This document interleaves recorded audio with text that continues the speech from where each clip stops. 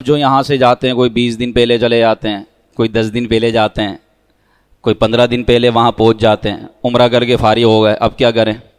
अच्छा, बाज़ों का ऐसा होता है कि किसी की फ़्लाइट होती है डायरेक्ट मदीने, वो अभी जद्दा नहीं जाते बल्कि क्या मदीने, जो शुरू में जा रहे होते हैं 20 दिन पहले 25 दिन पहले, तो वो जाते हैं डायरेक्ट यहाँ से मदीने। अब जिनकी फ़्लाइट मदीने की है डायरेक्ट, तो वो एहराम नहीं बांधेंगे। एहराम वही बांधता है जो मक्के में जा रहा हो। जद्दा से हरम में जाने की जिसकी नीयत हो तो वही एहराम बांध के गुजरेगा। दरमियान से मीक़ात आएगा तो उसको एहराम बांधना ज़रूरी है, एहराम की नीयत करना ज़रूरी है। लेकिन जो मदीने के लिए जा रहा है, अब जो मदीने जाएगा वो उम्रे की नीयत से थोड़ी जा रहा, उम्रा थोड़ी करना मदीने में, उम्रा तो मक्के में होता है।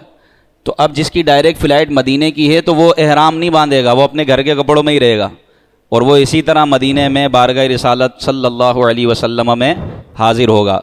फिर जब उसके वहाँ दिन पूरे हो जाएंगे और फिर जब मदीने से मक्के जाएगा तो अब वो फिर एहराम बांधकर जो है रवाना होगा, इसलिए कि उसने वहाँ